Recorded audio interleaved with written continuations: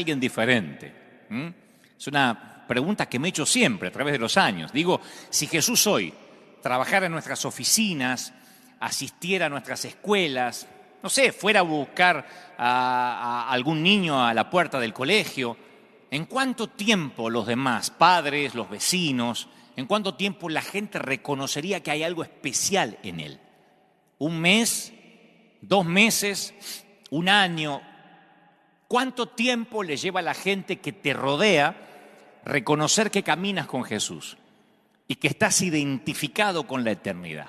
¿1 mes? ¿2 meses? ¿1 año? Nunca. ¿La gente se da cuenta que tenemos algo diferente? Esa es una pregunta que yo me he hecho recurrentemente a través de los años, porque volver a Jesús significa reflejarlo a Él, en lugar de lo que hacemos nosotros por Él. En el final, no creo que la iglesia va a ser definida tanto por las cosas de las cuales tomamos distancia, de las cosas que nos separamos, como por aquellas que sí cambiamos o que somos agente de cambio, ¿no? Pienso que uno de los aspectos más importantes de nuestra vida después de convertirnos es la clase de influencia que tenemos sobre los demás.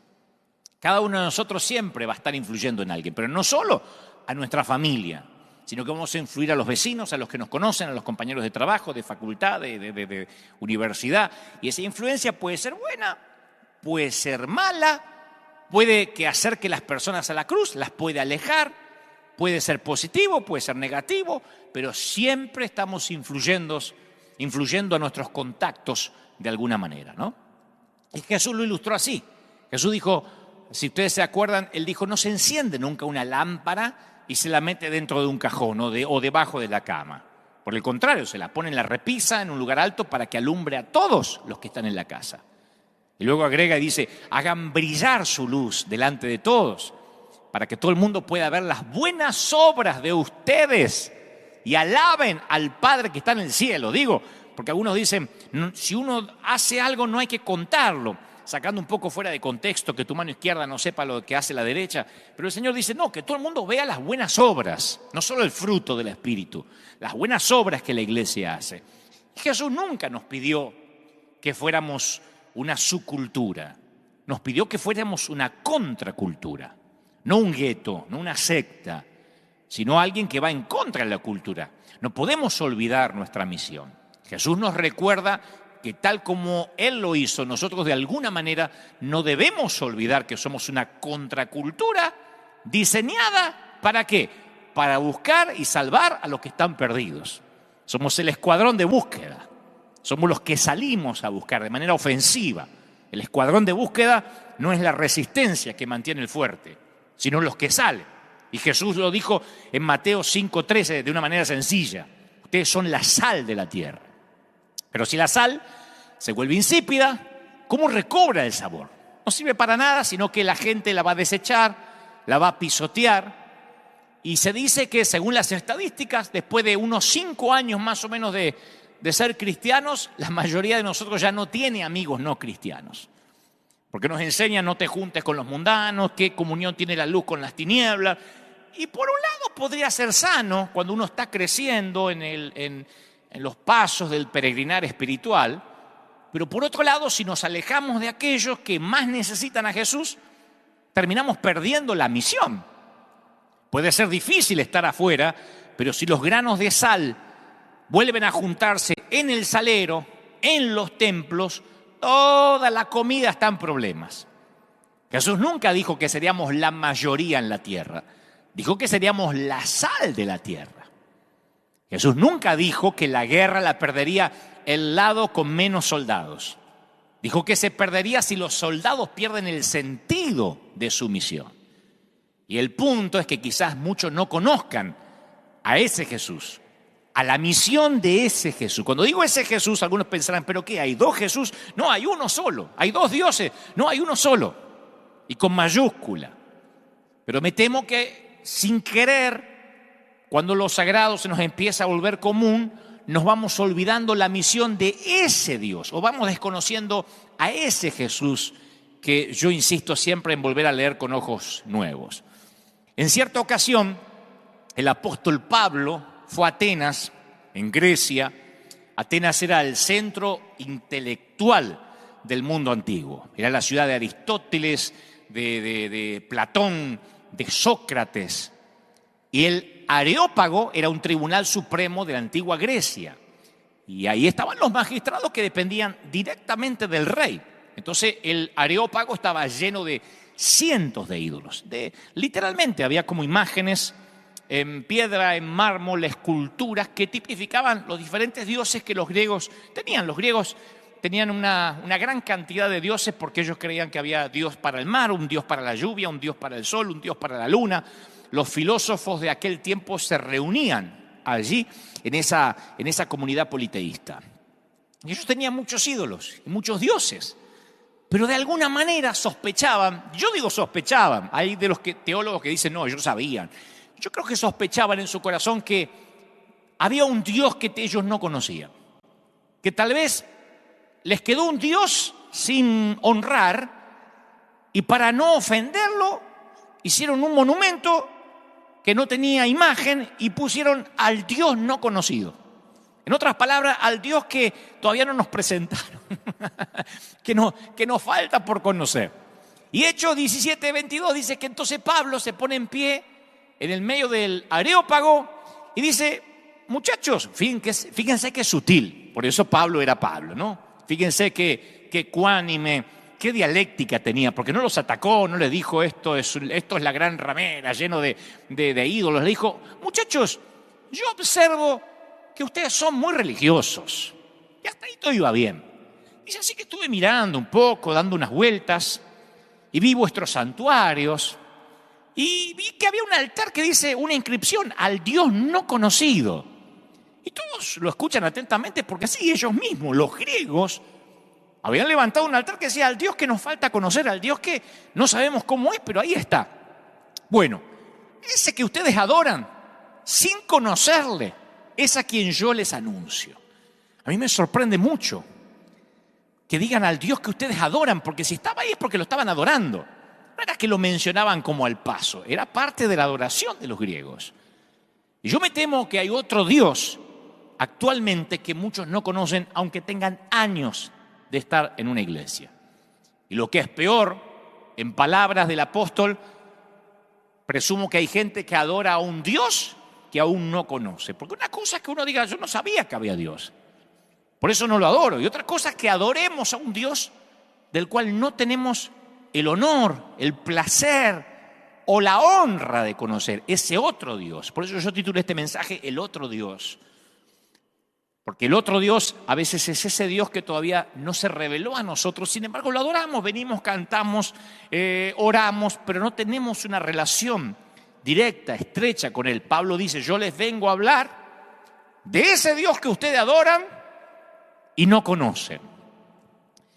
Yo pensaba esta semana que tristemente el término espiritual suele ser más usado por los cristianos, por nosotros a veces, para describir a personas que oran durante todo el día. Yo te digo, ¿qué es una persona espiritual? Y tú dices, bueno, yo conocí uno que leía la Biblia todo el día, constantemente, que nunca se enoja, que están empoderados. Palabra de moda antes de la pandemia, claro. Ahora ya no abundan demasiado, no veo muchos empoderados, pero me acuerdo que muchos sí se empoderaban. Y uno dice, bueno, eso es espiritualidad. Para la mayoría, espiritualidad suena como algo de otro mundo, que hace recordar a los que han abandonado el mundo, que han hecho votos de pobreza o que se aislaron a sí mismos en claustros. Yo creo que no hay nada malo, de hecho, con la espiritualidad de los monjes, los que literalmente se aíslan. Cuando estuvimos en Israel, fuimos a conocer en el medio de la montaña unos ciertos monasterios donde allí pasan años, décadas sin internet, sin televisión, sin noticias, sin celular. Están allí porque ellos quieren cultivar una cierta espiritualidad. Los monjes experimentan una clase de espiritualidad. Es una manera de buscar y de conocer a Dios, pero ¿qué pasa con el resto de nosotros? Los que no nos podemos dar el lujo de decir, me voy a meter en un monasterio, aunque estemos en cuarentena. Estamos en familia, estamos en casa. ¿Qué ocurre con aquellos que viven en la ciudad, que tienen una esposa, un esposo, 3 hijos, un gato, un perro, una suegra? ¿Qué de aquellos que son solteros y trabajan, qué sé yo, 70 horas a la semana y tienes padres que se preguntan cuándo se van a casar? Ya tiene 42 años y todavía está en casa. ¿Qué pasa con aquellos que están divorciados y están tratando de sanar todavía las heridas del rechazo? Tratando de enfrentar la paternidad unipersonal de sus hijos. ¿Qué pasa con los que no son monjes, no se pueden aislar, no pueden darse el lujo que ni siquiera se pueden dar los menonitas? Cuando yo era jovencito, yo me acuerdo que soñaba que perseguía a Jesús por detrás. Tenía esos sueños recurrentes, como que yo estaba detrás de Jesús, anhelando que Él me elija como uno de sus discípulos. No sé si eran sueños o eran visiones mías o ganas de que eso ocurriera, pero siempre yo me ponía ahí en la historia porque había visto las películas de Jesús y yo soñaba en caminar detrás de Jesús y de pronto Él se da vuelta así, me mira a los ojos y me dice: ¡Hey! Sígueme. Y ahí mi corazón se acelera y yo comienzo a correr hacia Jesús. Y entonces me vuelve a interrumpir y dice: ¡Hey! No, vos no, flaco. El tipo que está atrás tuyo, perdóname. Entonces la pregunta es para aquellos que literalmente se sienten así. Como que Jesús en algún momento dice: ¡Hey, sígueme! Y vas y te dice: no. Le decía el de atrás que es más espiritual. Esto me lleva a preguntar: ¿hay una espiritualidad para el resto de la gente que no está encerrado en un monasterio, que no se puede ir a ayunar 40 días a la montaña, que no tiene nada bajo control y probablemente nunca lo tengan? Porque muchos de nosotros por años hemos visto hombres de Dios diciendo: yo me fui a ayunar, yo me pasé 40 días ayunando, orando. Y hay otro montón de gente que no pueden darse ni siquiera ese lujo, parar, detenerse, tienen una familia que mantener, tienen cosas que hacer, pero además de eso tienen una vida desordenada en algún punto. ¿Hay una espiritualidad para ellos? Sí. Lo que hizo que Jesús terminara en la cruz fue la idea disparatada de que la gente común, la gente corriente, la gente rota, cuando termine este mensaje a la tarde o en cualquier momento te queda tiempo, mira el mensaje del domingo pasado: gente rota. Jesús hizo que la gente quebrada, hizo que la gente arruinada pudiera acceder a la santidad, pudiera ser santa. Eso fue lo que enloqueció a los enemigos de Jesús. Eso fue lo que hicieron que los enemigos lo criticaran. Los enemigos de Jesús fueron los que criticaban a Él porque Él hacía que la gente religiosa, la gente perfecta y su aceptación de la gente no religiosa y perfecta era la que estaban cerca de Él. Y los religiosos estaban como alejados. Entonces los religiosos lo criticaban porque decían: no puede ser que siendo el Señor esté con esa gente imperfecta. La implicación chocante del ministerio de Jesús es que cualquiera puede ser espiritual.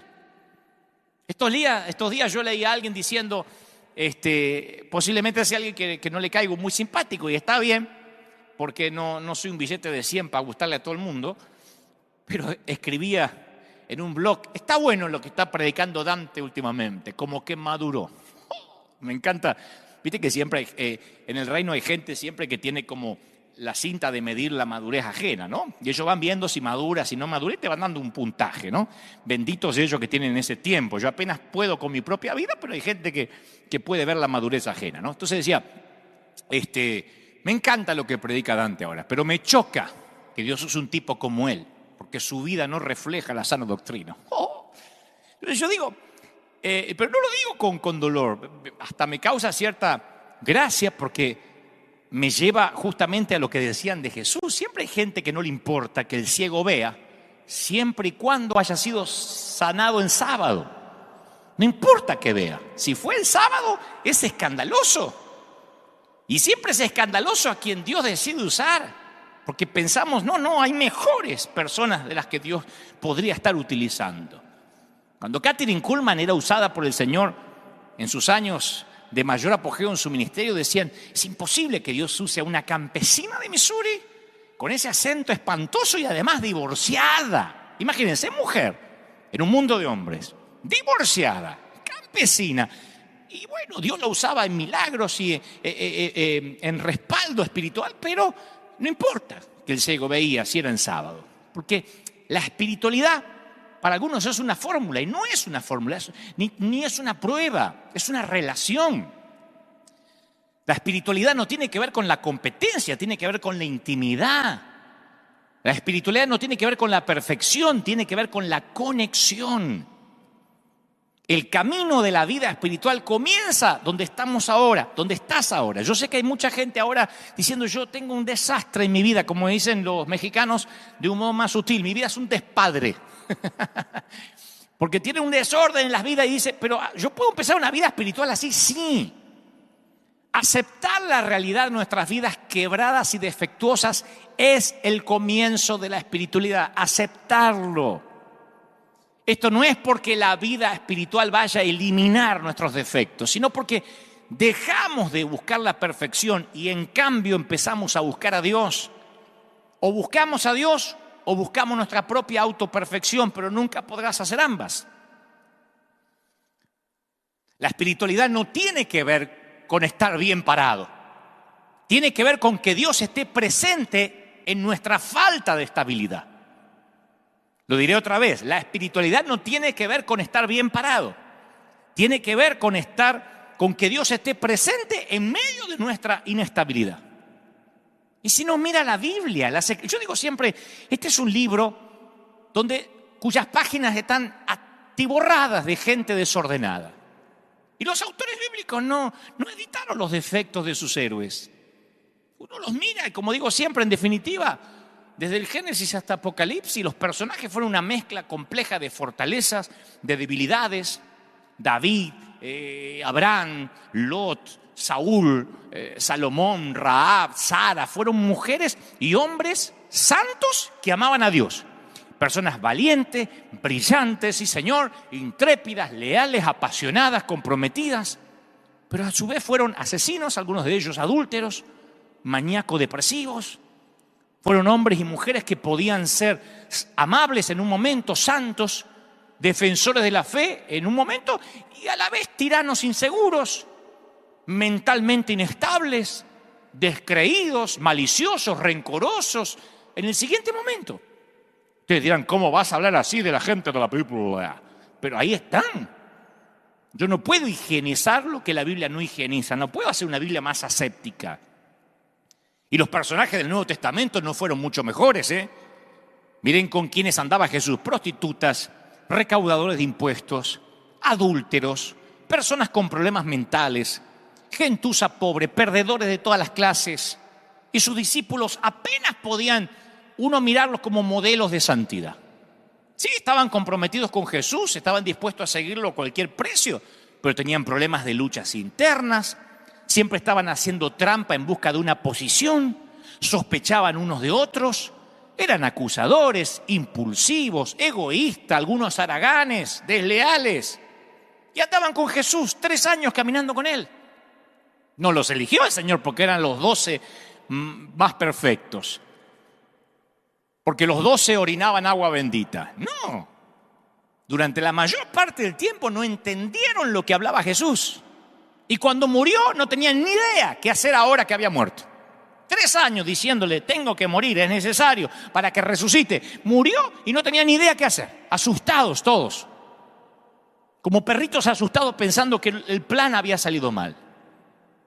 Entonces cuando yo voy a las Escrituras y digo, Señor, muéstrame ese otro Dios, ese que predicaba Pablo, que Pablo le predicó a los griegos. Y dijo, yo vengo a hablarles de ese Dios. Yo hoy, adhiriendo a las palabras de Pablo humildemente, quiero hablarte de ese Dios, de ese Cristo, de ese Señor que entró al mundo sin ninguna dignidad. Era un hijo ilegítimo cuando Jesús vino al mundo, porque sus padres no estaban casados. Y todos los idiomas, en todas las culturas hay una expresión para llamar a los hijos ilegítimos y todas son horribles y todas son insultantes. Y a pesar de que nosotros le ponemos musiquita de Navidad y hacemos obras lindas de teatro para fin de año, la cuna fue un comedero de animales, sus compañeros de habitación tenían 4 patas. Pero si hubo un rey en esa historia, en la historia de Jesús, si hubo un rey que la gente veía como rey, era Herodes. La Biblia dice que Jesús nació en los tiempos del rey Herodes. Herodes sí, a los ojos de la gente era el rey. Nació en una cuna noble, fue líder de ejércitos A Herodes se le llamó el rey de los judíos. Por eso era una burla cuando le pusieron rey de los judíos a Jesús. Porque es como que crucifiquen un delincuente o lo lleven hoy en día a la silla eléctrica a un delincuente y le pongan un cartelito y pongan señor presidente. No, el rey de los judíos era Herodes. Entonces era el rey de los judíos y era el amigo de los romanos. Ese era Herodes. Y a Jesús se lo llamaría amigo de los pecadores. Herodes retuvo su trono por 40 años enquistado en el poder. Otra que Fidel Castro. Fue el más grande constructor de todos los tiempos. De hecho, cuando uno va al día de hoy, y todavía hay ruinas del mundo antiguo, uno puede ver las piedras gigantescas del templo que se ven hasta el día de hoy.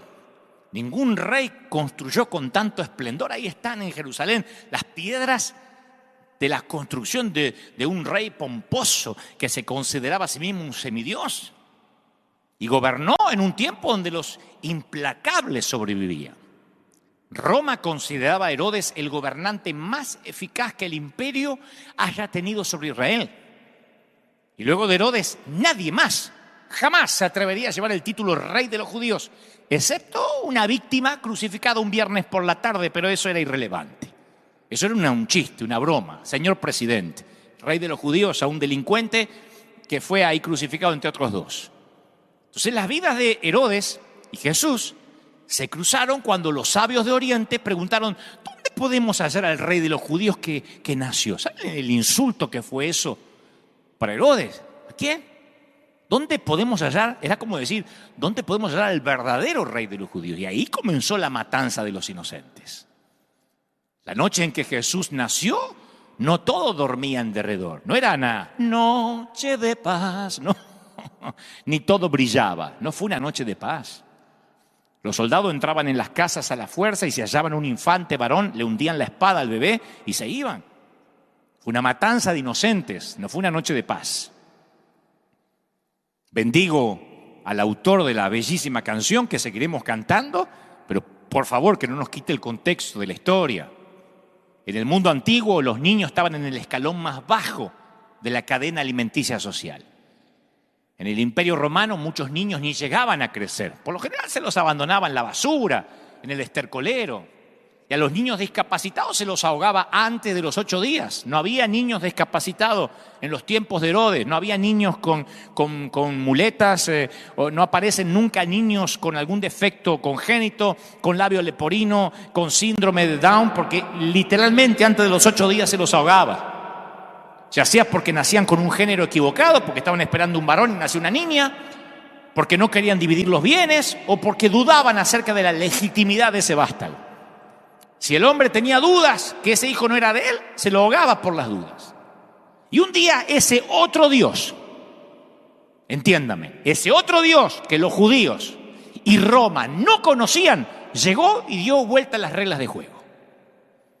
Se para y dice: ¿quién es el más importante en el reino de los cielos? Entiendan con el contexto que te di, cómo esta declaración ahora cambia. ¿Quién es el más importante en el reino de los cielos? En el subconsciente, ¿quién era el más importante? Herodes. Es como pararse en Cuba y decir, en el tiempo de Fidel Castro, insisto, decir, ¿quién es el más importante aquí en la revolución? Todo el mundo en el subconsciente pensaba que iba a hablar de Herodes. Y él llama a un niño, lo pone en medio de ellos, un niño que era lo descartable de la sociedad. Y le dice: a menos que ustedes cambien y se vuelvan como niños, no entrarán al reino de los cielos. El que se humilla como este niño, ahí es cuando uno entiende por qué dice se humilla, por qué relaciona al niño con humildad. Porque el niño era lo más bajo de la sociedad. El que se humilla como este niño será el más grande en el reino de los cielos. Entonces Jesús no dijo que la tarea del niño era llegar a ser como Herodes, que era lo que le enseñaban a los niños. Lo máximo que puede llegar a ser es alguien como Herodes, el rey de los judíos. No, él dice: la tarea de Herodes es que sea como el niño. Y ahí estalla la bomba y comienza una revolución silenciosa.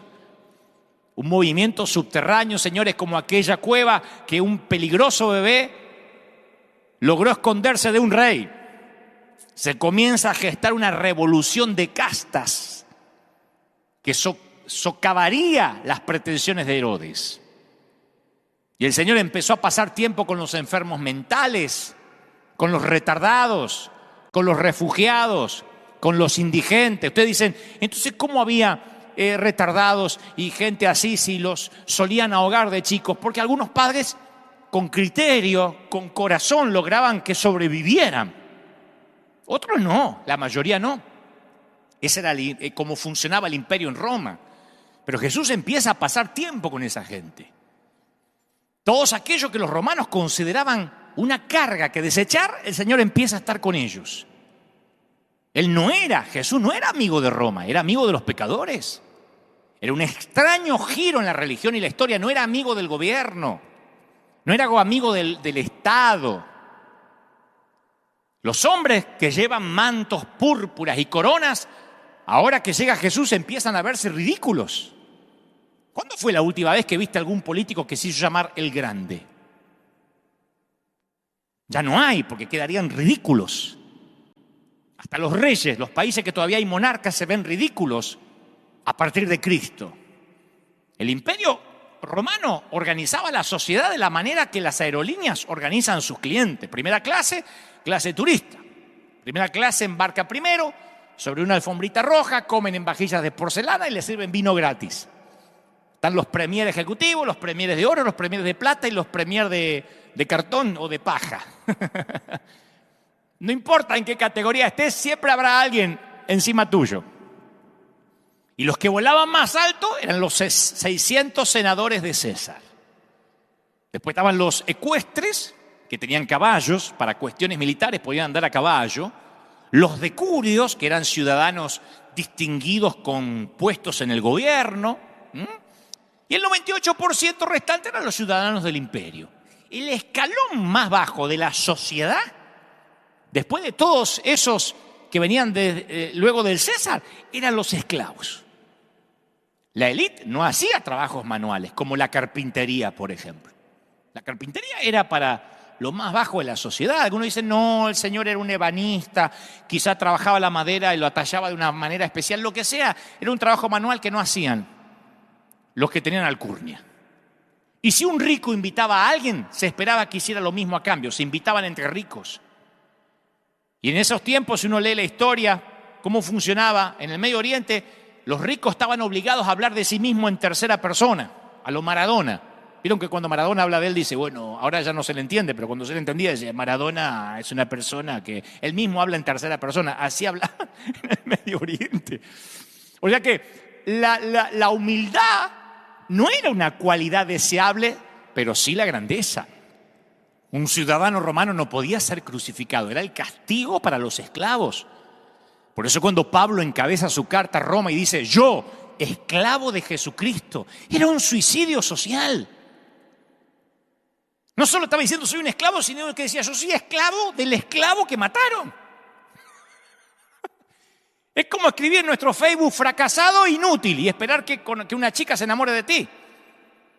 No era un sincericidio. Entonces la ubicación de los asientos en los lugares públicos reforzaba el estatus. Y eso no era por el precio de los boletos, como hoy podemos ir a un teatro, a un estadio de fútbol. Bueno, cuando digo hoy hablo en tiempos regulares, ¿no? De no pandemia, que según el precio que pagamos estamos más cerca del escenario. No. Ahí era por la categoría o por el estatus social. Si eras un esclavo no importa, no podías pagar para estar adelante. A los del estatus bajo no se les permitía interrumpir mientras hablaban los del estatus alto. Pero los del estatus alto podían hacerlo cuando quisieran. Si estaba hablando alguien del estatus bajo, el del estatus más alto, el de la élite, podía interrumpir. Hoy es similar, ¿eh? Hoy no ha cambiado. Cuando un jefe interrumpe a su empleado, ¿cómo se lo llama? Líder. Cuando un empleado interrumpe a su jefe, ¿cómo se lo llama? Ex empleado. ¿No? Jesús dijo, como ustedes saben, los gobernantes de las naciones oprimen a sus súbditos. Les dice, como ustedes saben, o sea que no es que estaba destapando, como decimos en algunos países, una olla. Ustedes saben que los gobernantes oprimen a sus súbditos y los altos oficiales abusan de su autoridad. Ay, ningún romano se ofendió, porque había que llegar a la cúspide pisando cabezas. Ninguno dijo, wow, qué denuncia. No, eso era lógico. Sí, eso es lo que ocurría, había que pisar cabezas. Pero lo que viene después los ofende. Cuando dice, pero entre ustedes no va a ser así. El que quiera hacerse grande entre ustedes va a ser un servidor. Y el que quiera ser primero deberá ser esclavo de los demás.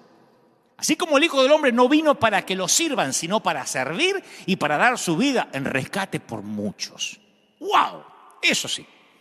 Yo pienso que si hubo una frase que hizo que los fariseos dijo a este tipo hay que llevarlo a la cruz ya, fue esa. Cuando les tocó el orgullo, cuando les tocó la santidad y la autoperfección. Primero porque nunca el invitado de honor recoge los platos sucios. Porque ¿quién es el más importante? ¿El que sirve la mesa o el que es servido? ¿Quién es el más importante en el reino? Dice Jesús. No era una pregunta difícil. Difícil. Los tipos están ahí y dicen que la respuesta es fácil. Los grandes se sientan, nos sentamos. La gente como uno. En Argentina, cuando alguien tiene mucho dinero, hay gente que habla así. ¿No? Y creo que en México también son los fresa. No te puedo creer. Entonces se sienta en la mesa y dice, la gente como uno se sienta y los sirvientes sirven. ¿Qué duda hay? Obvio. Y el Señor dice, no, yo estoy entre ustedes como uno que sirve, el que recoge los platos sucios. Así que la próxima vez que vayas a un restaurante, pregúntate ante los ojos de Dios, ¿quiénes son los más grandes? Entonces yo voy a los evangelios y me doy cuenta que ese sigue siendo un Dios desconocido para muchos cristianos. Al leer los evangelios de Jesús con ojos nuevos, cuando digo ojos nuevos porque a veces leemos lo mismo, esto ya me lo sé de la escuela dominical. Pero cuando vemos el contexto, nos damos cuenta por qué lo detestaban, lo odiaban, conspiraban contra él. Al leer los evangelios de Jesús, yo fui advirtiendo un patrón sorprendente. Cuanto más ofensivos eran los personajes, más cómodos se sentían junto a Jesús. Personas así encontraban atractivo a Jesús. Un paria social samaritano, un oficial del ejército del tirano Herodes, un colaboracionista recaudador de impuestos, una mujer que había sido poseída de 7 demonios. En cambio, por el contrario, otros personajes más respetables lo miraban a Jesús con frialdad. No se acercaban. Los piadosos fariseos lo consideraban a Jesús torpe, mundano, payaso. Un joven rico se alejó de él meneando la cabeza diciendo, yo no pierdo nada, mira si voy a vender lo que tengo para seguirlo a este loco. Incluso el liberal Nicodemo buscó reunirse con él bajo el manto de la noche porque si te sacaban una foto en Instagram y te colocaban en las redes al lado de Jesús, estaba frito. Y la iglesia cristiana, ahora, hoy, atrae a personas respetables que se parecen mucho a quienes más sospecharon de Jesús en la tierra. Entonces yo me pregunto, ¿qué sucedió para que se haya cambiado el patrón de la época de Jesús? ¿Por qué no les gusta a los pecadores estar con nosotros? Ya no hablemos de Jesús, hablemos de nosotros. ¿Por qué a los pecadores, la mayoría, nos tienen como una cosa espantosa? Los evangelistas, los aleluya, cuídate. ¿Por qué? Una vez me dijo alguien, ¿ir a la iglesia? ¿Para qué? Para que me hagan sentir peor de lo que ya me siento. Estoy luchando con mi orientación sexual, estoy luchando con que mis padres me detestan. ¿Me voy a ir a la iglesia para que me terminen de condenar? Digo, ¿cuánto cambió el patrón? Los marginados que acudían a Jesús cuando vivió entre nosotros ya no se sienten bienvenidos. La gente rota ya no se siente bienvenida. ¿Qué hizo Jesús? La única persona perfecta de la historia para atraer a los claramente imperfectos. Y otra pregunta, ¿qué nos impide seguir sus pasos en estos días? Jesús fue el amigo de los pecadores, no fue el amigo de Roma. Porque siempre sacamos ese versículo, no, hay que respetar las autoridades, fueron puestas por Dios. Pero insisto, cuando ordenan algo que Dios prohíbe o prohíben algo que Dios ordena, se acaba el respeto. No somos los amigos siempre del Estado. Podemos orar por ellos, aunque sean dictadores, oramos por ellos, qué sé yo, los bendecimos, pero de ahí a que seamos amigos, no. Jesús era amigo de pecadores, le gustaban los pecadores, les encantaba estar con él. Anhelaban su compañía. Y entre tanto los legalistas lo encontraban horrible, repulsivo incluso. ¿Cuál fue el secreto de Jesús que hemos perdido en estos años? Yo creo que mucha gente conoce otro Dios, no me cabe la menor duda.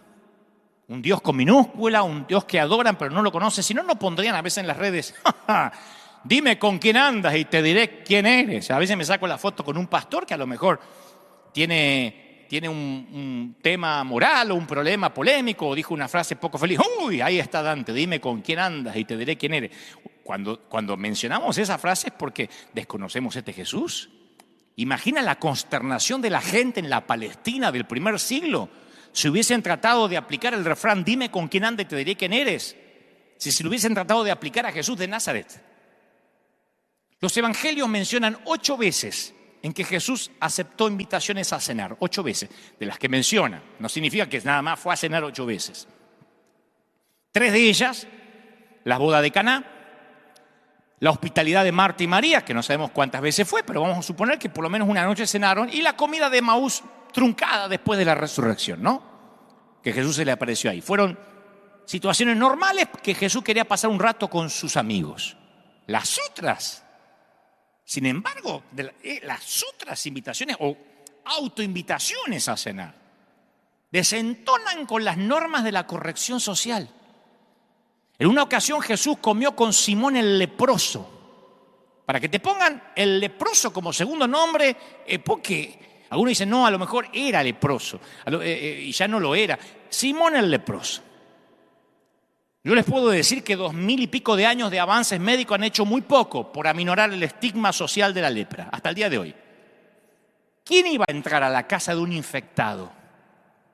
¿Quién entraba a la casa de un infectado? En Palestina había leyes muy severas que imponían el estigma contra la lepra. Y si alguien dice, ¿de verdad era así? Muy similar al COVID-19 hoy. Nada más que en ese momento tenían que gritar, ¡impuro, impuro! No le hacían un hisopado. El propio leproso tenía que gritar impuro, porque si no era condenado a muerte. Si te contagiaba, porque a veces la lepra se veía en la cara, en las manos, y a veces estaba en partes más íntimas. Y tenía que gritar impuro porque si contaminaba a alguien, lo liquidaban. Y Jesús pasó por alto las reglas de higiene. Déjenme avanzar. Enseguida empiezan a escribir. Entonces, ¿qué está diciendo? Que déjenme terminar lo que creo Dios me dijo que diga. Jesús pasó por alto las reglas y se reclinó para comer en la mesa de un hombre que llevaba ese estigma como parte de su nombre. Y si alguno está diciendo, bueno, pero era Jesús, bueno, entonces no digamos más que hay que imitar a Jesús. Pongámonos a imitar a Saúl, qué sé yo. Que como dobles agentes los líderes religiosos, los que lo seguían a donde iba y lo invitaban a comer para escrutar todos sus movimientos y lo que decía. Y en forma provocativa, a pesar de ser sábado, Jesús sana a un hombre que tenía hidropesía y luego planteó un hiriente contraste entre los banquetes del prestigio social de los fariseos y el banquete de Dios preparado para los pobres, los mancos, los cojos y los ciegos. Los evangelios no hablan de ninguna otra comida con ciudadanos destacados y puedo entender muy bien por qué Jesús no era un invitado reconfortante para invitar. Era un provocador. Las últimas 2 comidas que conocemos ocurrieron en casa de publicanos y recaudadores de impuestos. Una clase de gente impopular en todas las épocas, pero más en los tiempos de Jesús. Estos tipos recaudaban impuestos en base a una comisión y se embolsaban un dinero de los beneficios de los ciudadanos, a costillas de la gente. Eran colaboracionistas del gobierno de facto, de los invasores. Y la mayor parte de los judíos los veían como traidores al servicio del Imperio Romano, porque servían a los romanos. Entonces, inclusive no se podía aceptar dinero de los recaudadores de impuestos como limosna, ni ofrenda, ni se podían utilizar su dinero como intercambio, ya que era dinero sucio, adquirido por medios despreciables, igual de lo que sucedería hoy con el dinero del narcotráfico. ¿Y qué hace Jesús? En forma intencional se invita a las casas de ambos recaudadores de impuestos. Cuando ve al petizo Zaqueo condenado al ostracismo, que tuvo que subirse pobrecito a un árbol para poder verlo, hizo bajar y dijo: me quiero ir a tu casa. Y la muchedumbre mostró enseguida su desaprobación. Y Jesús descartó las quejas, le dijo: el Hijo del Hombre vino a buscar y a salvar ¿a quiénes? A los autojustificados, a los que dicen: nosotros guardamos las 600 leyes de la sana doctrina, aleluya. No, vine a salvar lo que se había perdido. A otro reprobo, Leví, Jesús se lo encontró en la misma mesa donde estaba cobrando los impuestos, los odiados impuestos. Y dijo: los sanos no tienen necesidad de médicos, sino los enfermos.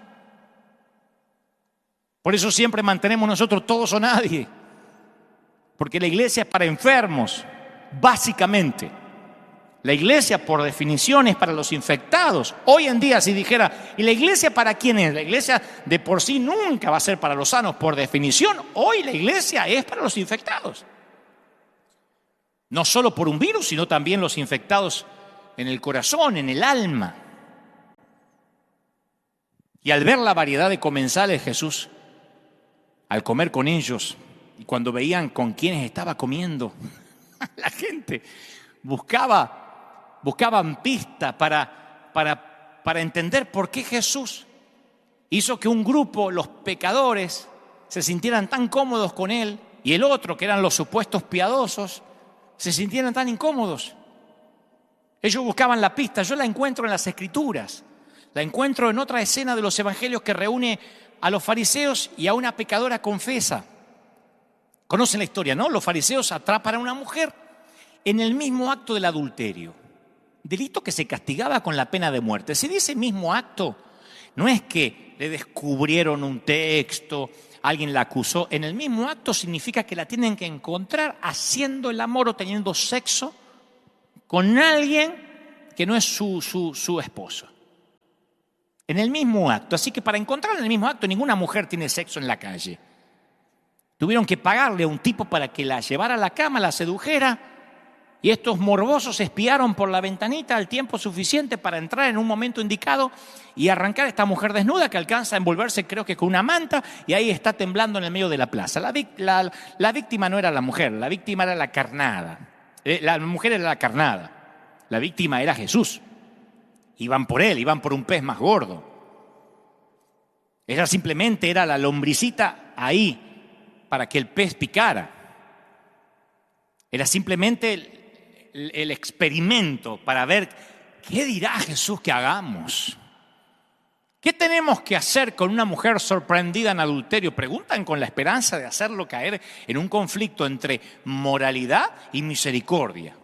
Si Jesús dice apedréenla como Moisés, se mete problemas con el imperio, en problemas contra el imperio, porque el imperio romano no permitía ajusticiar a nadie si no pasaban por un juicio. Si decían le perdono la vida, entonces no era un rabino, porque desconocía la ley de Moisés. Y el Señor los mira, los acusadores, y dice: el de ustedes esté santo, arroje la primera piedra contra la muchacha. ¿Quién la va a arrojar? Si todos tenían un muerto en el closet.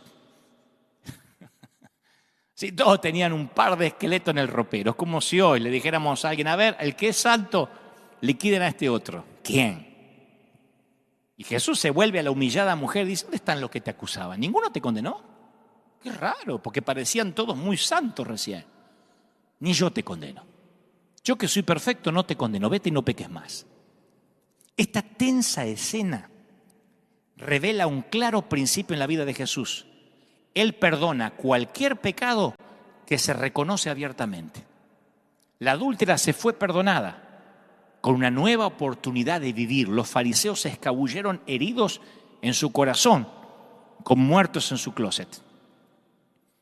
Quizás las prostitutas, los recaudadores de impuestos y otros pecadores respondieron tan bien a Jesús porque a cierto nivel sabían que ellos habían actuado mal, que habían metido la pata, y el perdón de Dios para ellos era atractivo.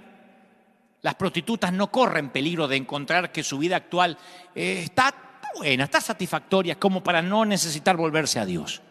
Los orgullosos, los envidiosos, los celosos, los religiosos, los murmuradores sí corren ese peligro.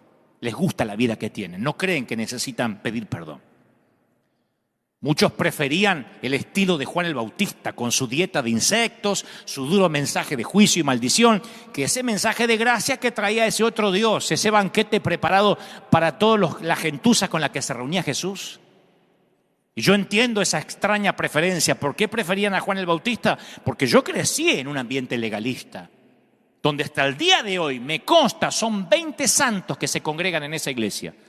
Y te aseguro, de verdad, no es una falsa percepción, de verdad ellos creen que son los únicos 20 que se van a salvar. Yo no sé para qué el Señor hizo un cielo tan grande solo para 20. Porque si dice, somos los únicos que tenemos la salvación. Y creo que 2 más que hay por allá. Nada más, 22 a lo sumo.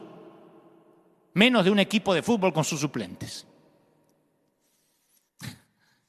En los tiempos de Jesús también la gracia era escurridiza, difícil de comprender. El pecado era más concreto, era visible, era presa fácil de atacar. Una mujer adúltera está ahí a la vista. El celo, la envidia, está siempre solapada. Es menos atractiva, pero ahí está. Ese pecado es menos atractivo, pero ahí está. Bajo la ley siempre podías saber qué rango ocupabas, quiénes eras. Los judíos del tiempo de Jesús hablaban de una escalera que llegaba cada vez más alto, era una jerarquía que te acercaba, era como estaba diseñada la misma arquitectura del templo. A los gentiles y a los mestizos, como los samaritanos, se les permitía estar en el patio, como que acá en el templo dijera, bueno, a ver quién, a ver los argentinos en el patio, qué sé yo, los mexicanos un poquito más adentro, una cosa muy discriminativa, espantosa. Un muro los separaba de la sección siguiente que admitía ese otro muro a mujeres judías. Los hombres judíos podían entrar a un ámbito más, pero solo los sacerdotes podían entrar a las zonas sagradas.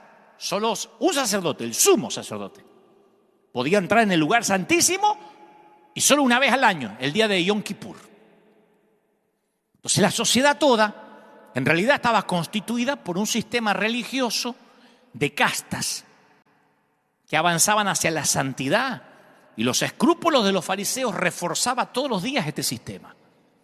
Todas sus reglas sobre lavarse las manos, evitar la contaminación, eran un intento de acercarse a Dios y que Dios los amara más.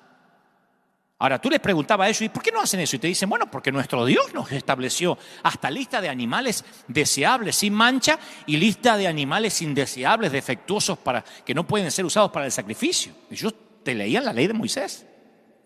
¿Acaso su Dios no había excluido del templo a los pecadores? Mujeres con menstruación, los físicamente deformes y otros indeseables. De hecho, la comunidad de los esenios estableció una regla sólida. Ningún loco, lunático, tonto, necio, ciego, tullido, cojo, sordo, menor de edad entrará en la comunidad. Y en medio de ese sistema de castas aparece Jesús. Ese era el otro Dios que no querían, no podían y no iban a aceptar nunca. Cualquier parecido con la realidad actual es mera coincidencia. Para consternación de los fariseos, no tenía reparo Jesús en asociarse con niños, con pecadores, incluso con samaritanos. Tocaba y dejaba que los tocaran los impuros, los leprosos, los deformes, una mujer con flujo, los lunáticos, los poseídos. Aunque las leyes levíticas prescribían un día de purificación, después de haber tocado a un enfermo, Jesús sanaba a las multitudes tocando a los enfermos y no tomaba su día de purificación. Nunca se preocupó en las reglas de contaminación, de prudencia, en el contacto con los enfermos o incluso con los difuntos, que era una inmundicia tocar un difunto. Piensa en Jesús en la actitud nada más que tenía con las mujeres. En ese tiempo, en todos los cultos que se hacían en las sinagogas, los hombres judíos oraban, bendito sea Señor que no me hiciste mujer.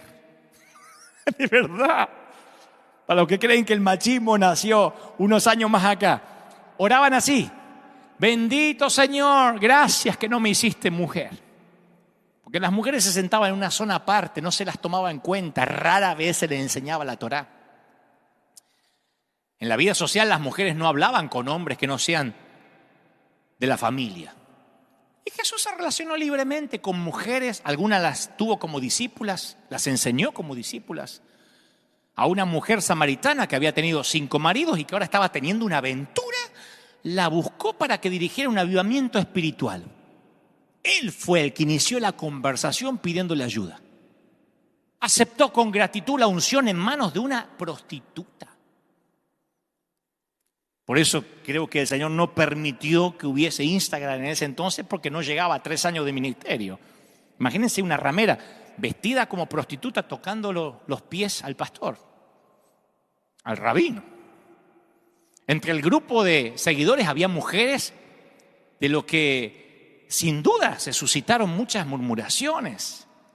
En las parábolas de Jesús aparecen innumerables mujeres. La mujer que perdió una moneda, no se las mencionaba a las mujeres. Muchas veces realizó milagros en ellas. Y como diría Pablo más adelante, en Cristo ya no hay judío ni griego, no hay esclavo ni libre, no hay varón ni mujer. ¡Uy! ¿Cómo que no hay varón ni mujer? Si la mujer es esa cosa que usamos para tener sexo, para desahogarnos de noche. ¿Cómo que no hay judío y griego? No nos van a comparar con los griegos. ¿Cómo que un hombre libre lo van a comparar con un esclavo? Una revolución. Era como decir, en esta iglesia entra cualquiera. ¿Cómo? ¿Qué iglesia liberal? Esto no es un burdel, como dijo aquel pastor que les conté el domingo pasado. Para las mujeres y para otras personas oprimidas, Jesús trastocó la sabiduría que se daba por sentada en ese tiempo. Los fariseos creían que tocar a una persona impura contaminaba a quien lo tocaba. Pero escuchen, cuando Jesús tocó al leproso, Jesús no se manchó, sino que el leproso se volvió limpio.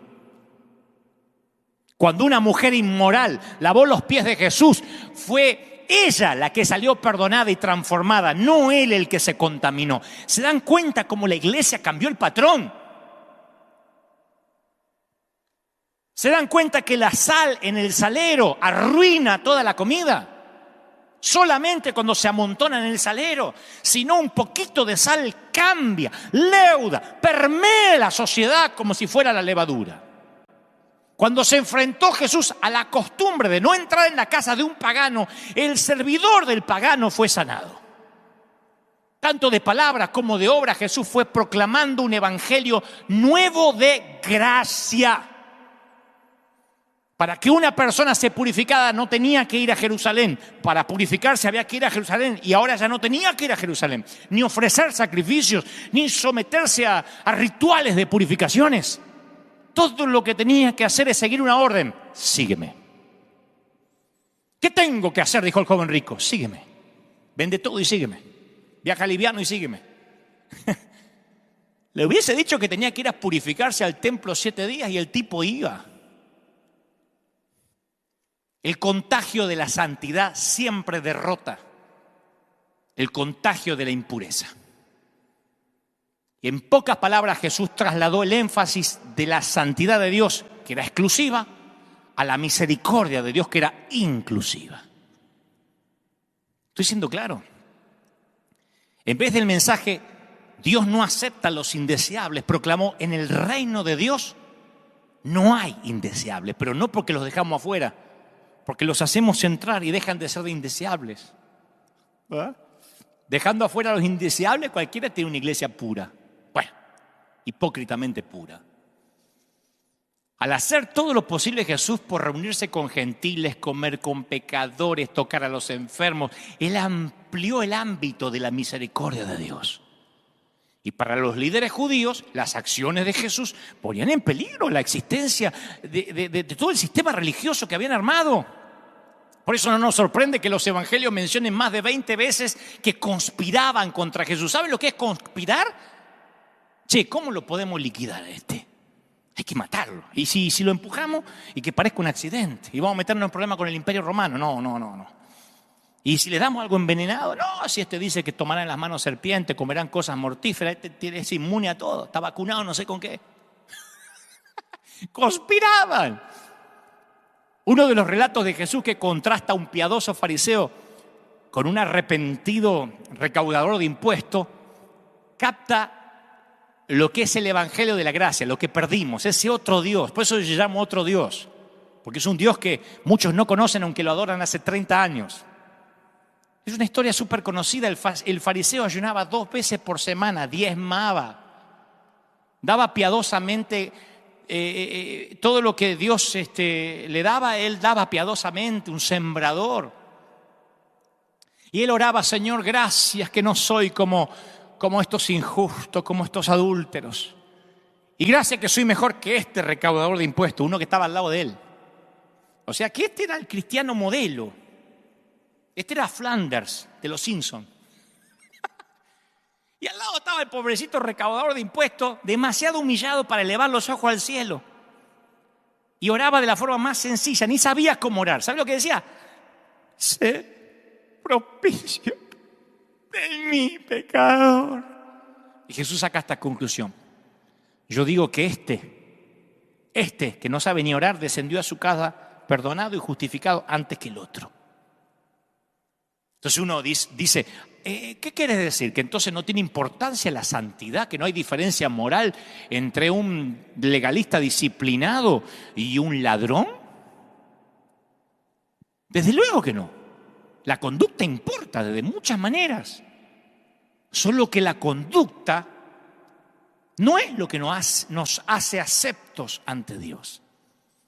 El religioso, cuando escucha la parábola de Jesús, del fariseo y el publicano, piensa, bueno, es un episodio ofensivo ese. Porque si Jesús dice que se fue justificado el recaudador de impuestos, es ofensivo a la sana doctrina, porque en ese relato parece que lo único que importa es la capacidad de Dios para perdonar, no importa la vida del tipo. Exactamente. No nos podemos llevar la gloria de la gracia, no nos podemos llevar ni compartir la gloria de la gracia. En este mundo normalmente se mira a los ricos, a los hermosos, los piadosos, los que tienen éxito. Y la gracia introduce un mundo con una lógica nueva. Dios ama al pobre, al que sufre, al perseguido. Y nosotros también tenemos que amar a esa gente. Como para Dios no hay nadie indeseable, tampoco puede haber nadie indeseable para nosotros. Los cristianos del primer siglo rescataban a sus amigos de los captores bárbaros, de los militares y los que estaban asolando a veces a la población, y los cuidaban a sus enfermos. Y los paganos los abandonaban apenas descubrían los primeros síntomas de que estaban contagiados. En los primeros siglos la iglesia tomó al pie de la letra el mandato de Jesús de recibir a los extranjeros, vestir a los desnudos, a los inmigrantes, alimentar a los hambrientos, visitar a los que estaban en cárceles. ¿Saben lo que es visitar al que está en la cárcel? Es visitar a un delincuente, a un violador, porque no están en la cárcel necesariamente de manera injusta. Entonces, cuando uno ve a Jesús, a ese Dios hecho hombre, y estudia la iglesia, el comportamiento de la iglesia primitiva, yo me siento inspirado a predicar más de ese Dios.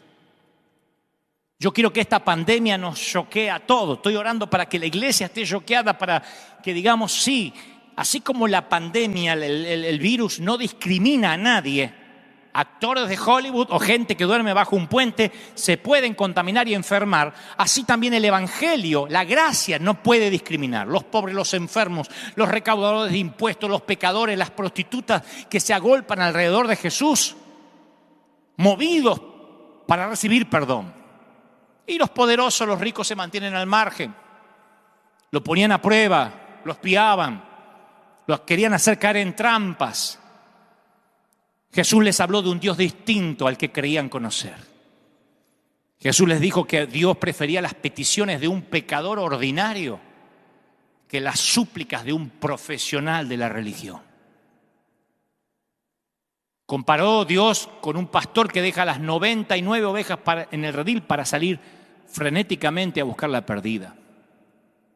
A un padre que no puede dejar de pensar en el ingrato, despadroso, rebelde hijo, no puede dejar de pensar en él, aunque tiene otro que es respetuoso, obediente y no falta nunca al culto.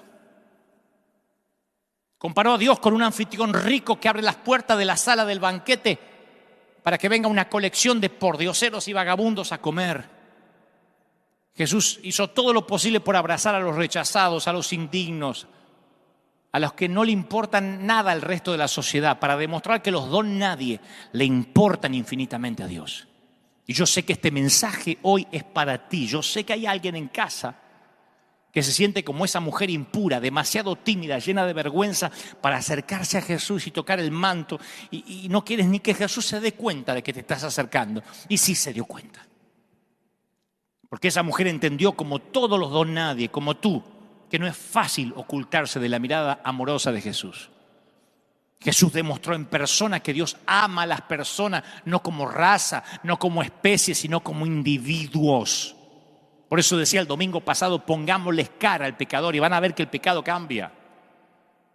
El peor pecado, el que más te repugna, ponle la cara de tu hijo de sangre, y vas a ver cómo un amor te inunda. Por eso creo que no hay lugar para fingir en la vida espiritual. Y desafortunadamente en muchos círculos religiosos existe una regla no escrita. Entran a la iglesia y le decimos, te tienes que bautizar, tienes que congregarte, y no te olvides de fingir. Actúa como si Dios tuviera el control de todo, ¿eh? No vas a decir, siento ansiedad, porque aquí nadie tiene ansiedad. Empodérese, mi hijo. En el nombre de Jesús, tus palabras tienen poder. Actúa como si Dios tiene el control de todo, aunque no creas que así no sea. Si te enferma un hijo, no vas a decir, está enfermo, oren por mí. No llores, porque eso es falta de fe. Tienes que transmitir la impresión de que todo está bien en tu vida, cuando no lo esté. Así atraemos a los inconversos. No los atrae, los repele. Cuando le decimos a la gente, finge que crees cuando en realidad estás dudando. Entra pero esconde tus imperfecciones. Mantén la imagen de un matrimonio perfecto, con hijos saludables, aunque tu familia sea como cualquier otra, con muchas disfunciones, no lo muestres. Y no importa lo que hagas, no reconozcas jamás que pecas. En la práctica, fingir es eficiente. No es complicado, es rápido. Responder, ¿cómo estás? Bien, bien. Cuando nos preguntan cómo estás, decir bien, bien. Es más fácil que decir, porque es más fácil decir bendecido. Bendecido, estoy bendecido. Bendecido por Dios, amén, gloria. Es más fácil que decir, no estoy bien. Me molesta la espalda, mis hijos adolescentes me están desilusionando. Mi esposo nunca me habla, dudo si lo estoy amando o no. Me pregunto a veces si Dios me ama, aunque tengo 30 años de creyente y canto en el coro, me sigo preguntando si Dios me ama. ¿Por qué no decimos eso? Fingir nos conecta sobre la base de lo que no somos. La gente que finge tiene relaciones fingidas. No hay peor cosa que ver una iglesia fingida. Dios le bendiga, repita al que está a su lado, Dios le bendiga. Y por dentro se está muriendo. Yo sé que muchos repelen este mensaje y dicen, desconfía del predicador que dice, yo también soy pecador, porque hay que mostrar un modelo. ¿Qué estás proponiendo, Dante? El otro día alguien me dijo, estás enfatizando los defectos que no sirven para nada, los débiles. No, todos somos débiles. Ninguno de nosotros es lo que aparenta ser.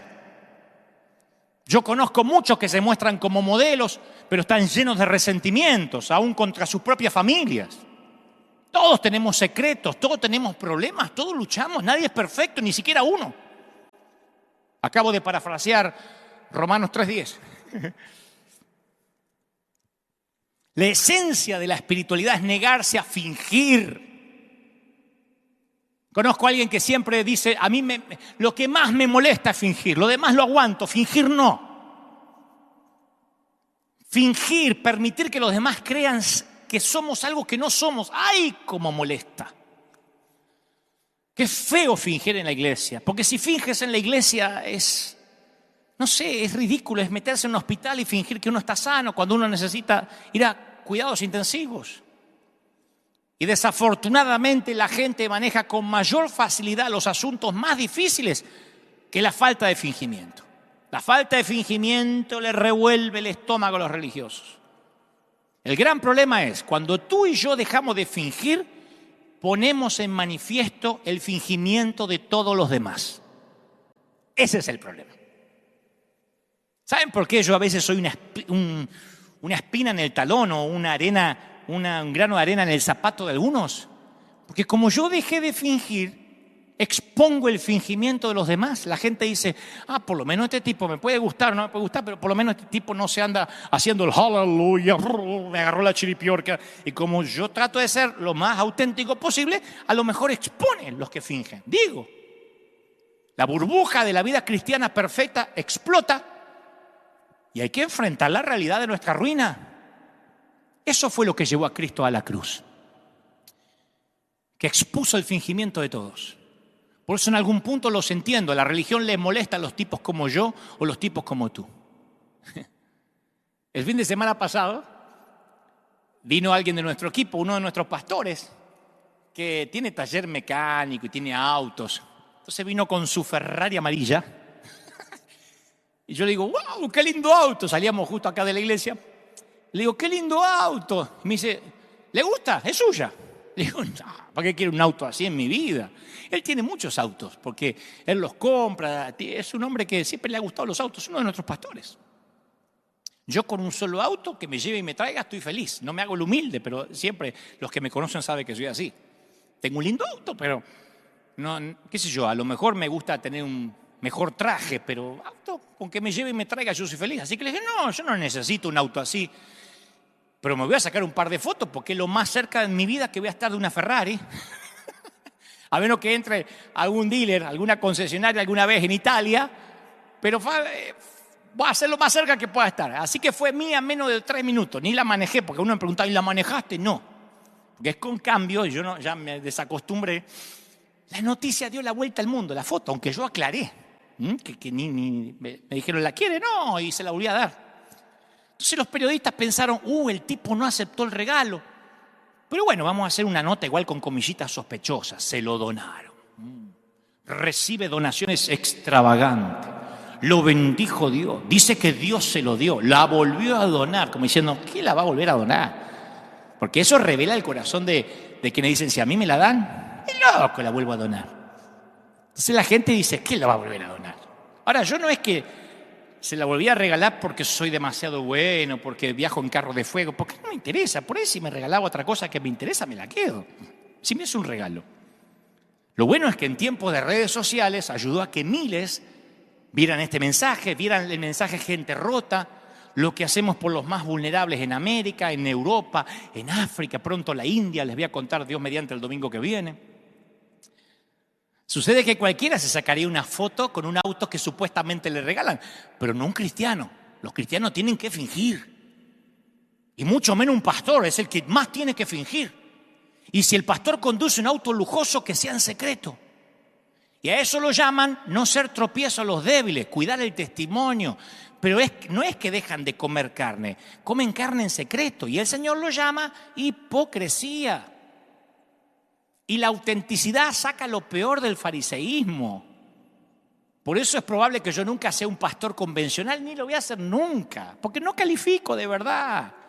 Yo digo siempre, estoy de pastor por un error de papeleo que hubo allá arriba. Siempre seré un mensajero roto.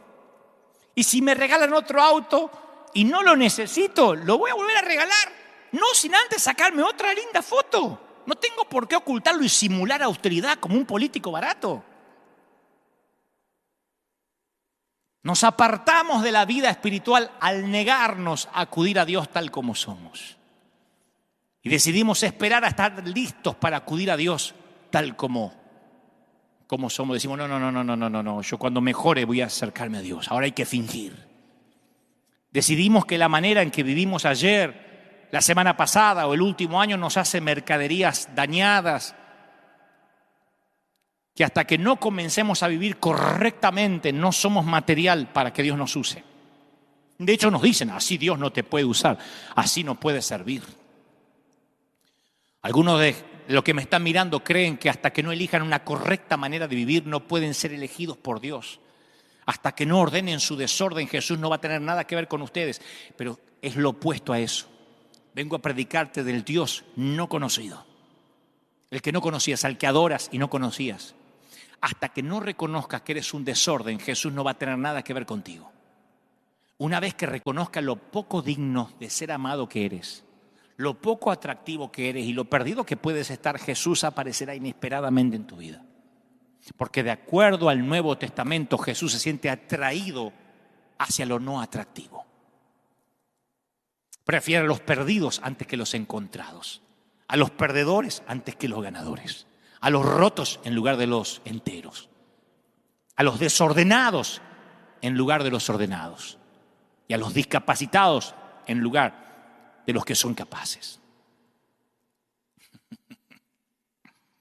Amo ese Dios. No, entre otras cosas, yo no estaría aquí. Yo no podría ni siquiera predicarte. De verdad, soy el menos calificado.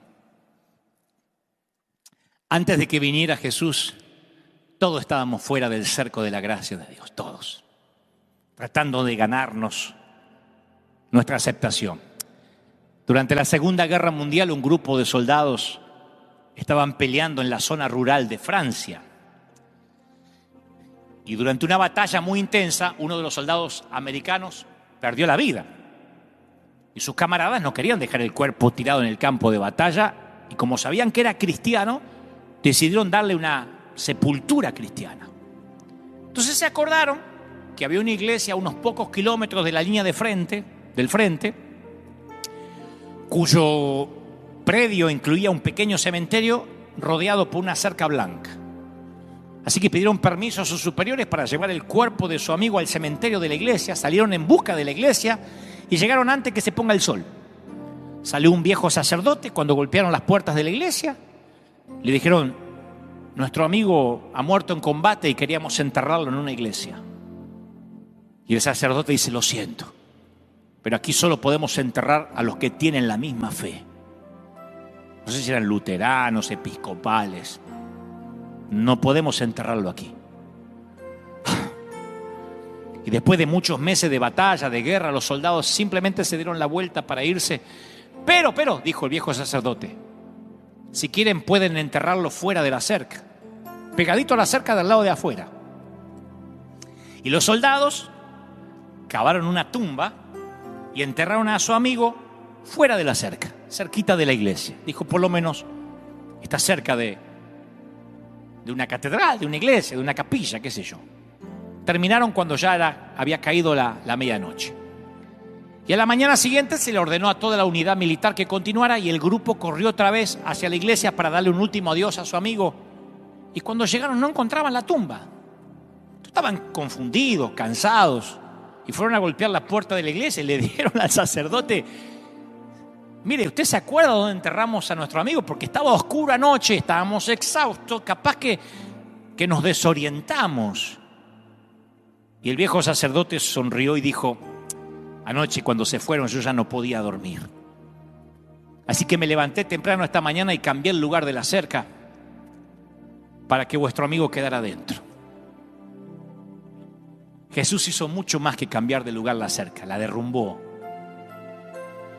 No es de extrañar que se pusieran nerviosos los escribas y los fariseos por hacer que los indignos quedaran dentro del predio.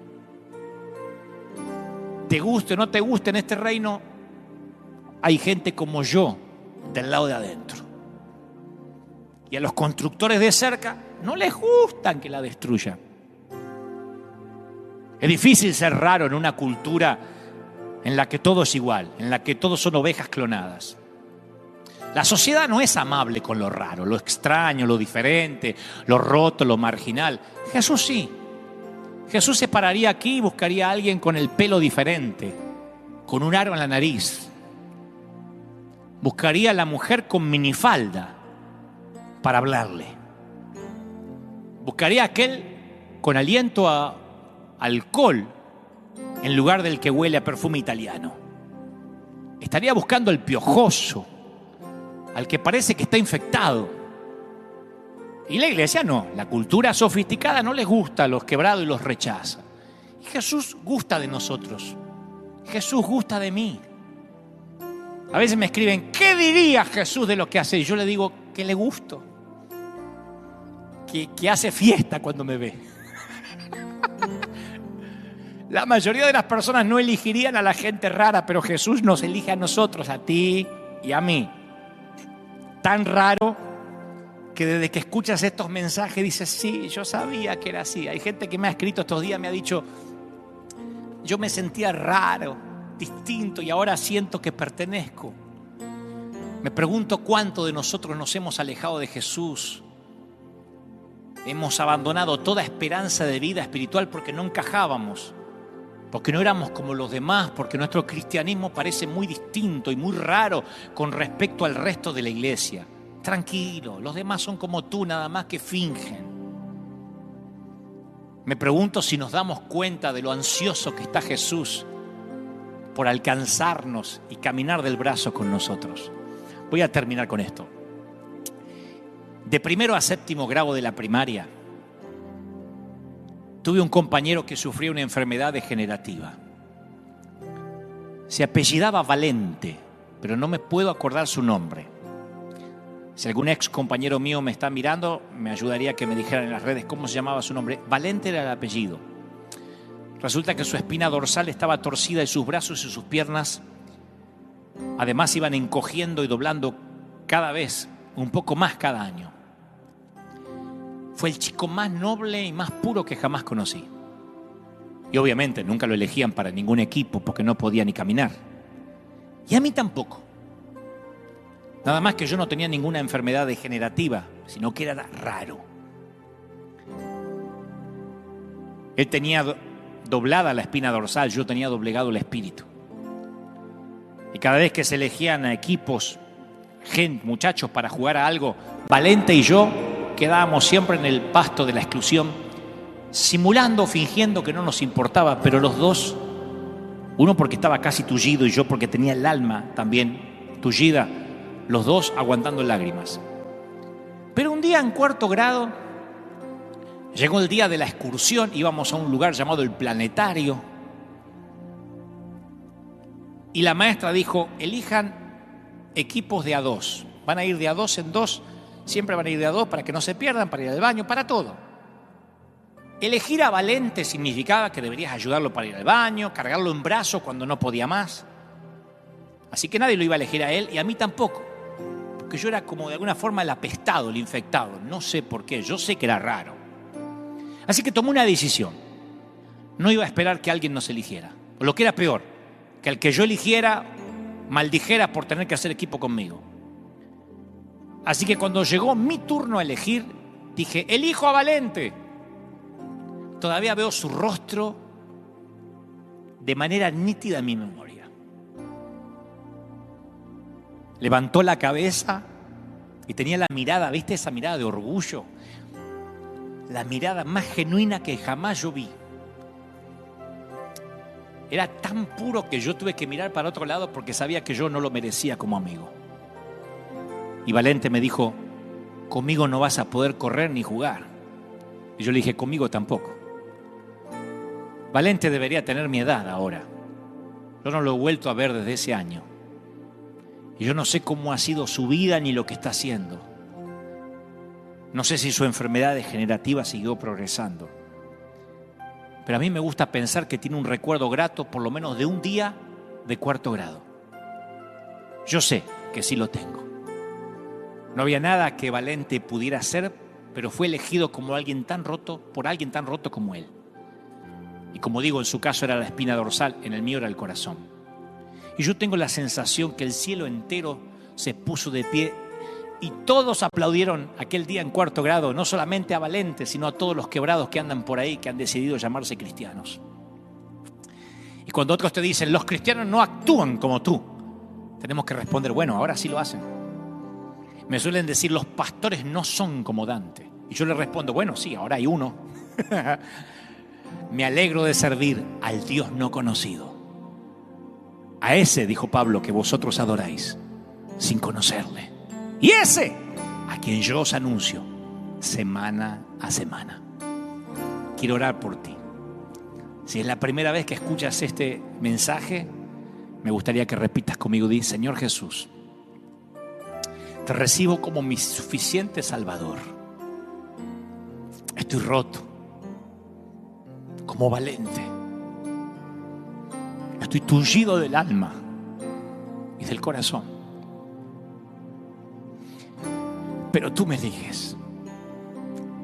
Y conmigo, tú me eliges y gustas de mí. Gracias por amarme, por sostenerme, por morir en la cruz por mí, por tocar los infectados,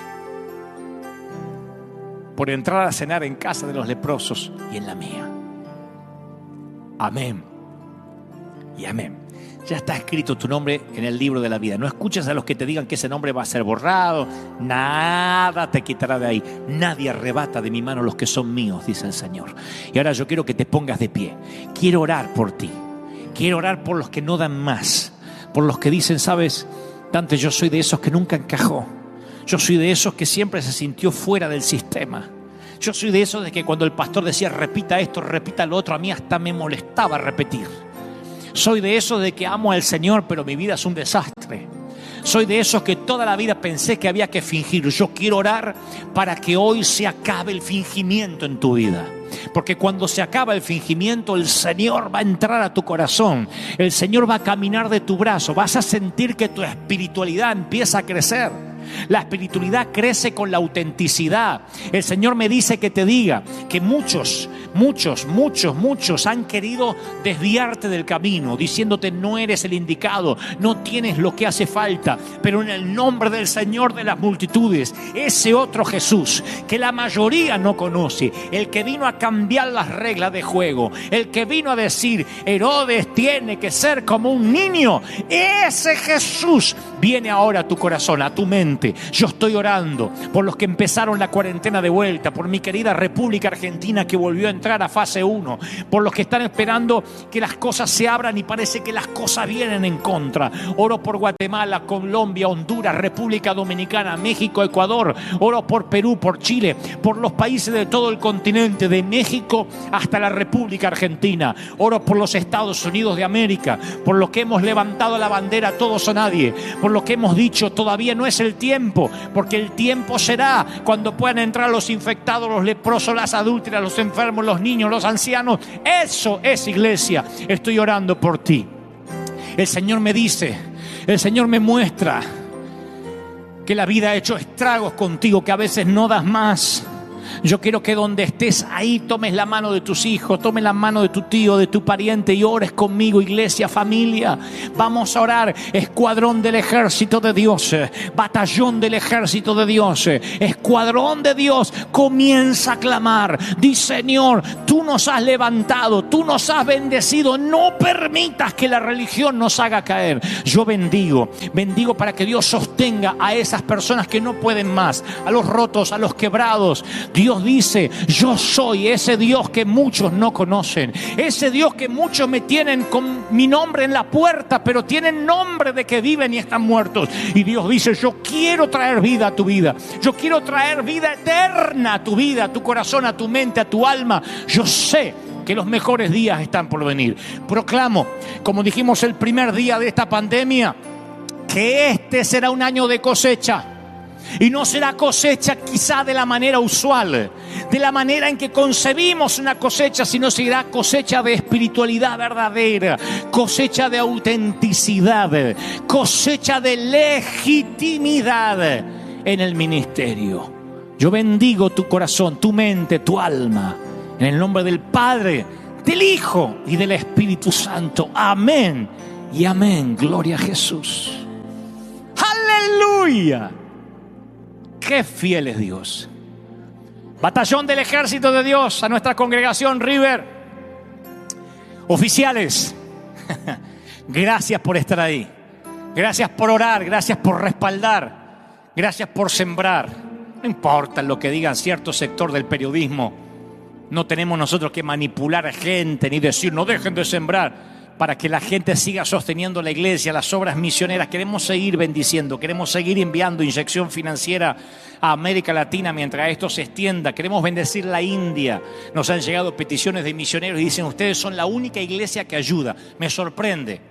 Yo pensé que había muchos ministerios anglos que estaban ayudando y dicen, ustedes son una de las pocas. La frase no fue la única, dijo, son una de las pocas iglesias que ayudan y queremos seguir ayudando, queremos seguir bendiciendo, vamos a seguir amueblando casas, vamos a seguir dándole esperanza a la gente, haciendo que la vida sea un poquitito más fácil. Eso no tiene que ver con salvación, tiene que ver con un método para predicar también y ayudar y ser algo más que un sustantivo, sino hechos, como realmente la Biblia no lo declara. Bien hecho, siervo fiel. No dice bien pensado, bien intencionado, bien predicado, sino bien hecho.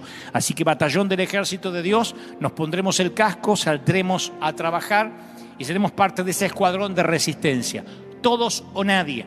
Cuando podamos abrir, que todo el mundo pueda entrar, cuando esto sea una fiesta, cuando no tengamos que tomarle la temperatura a nadie, cuando no tengamos que dejar ningún menor de 12 afuera, ningún mayor de 60 afuera, cuando los infectados incluso de coronavirus puedan entrar aquí, ese día River volverá a ser el hospital del alma que nunca ha dejado de ser, por ahora virtual.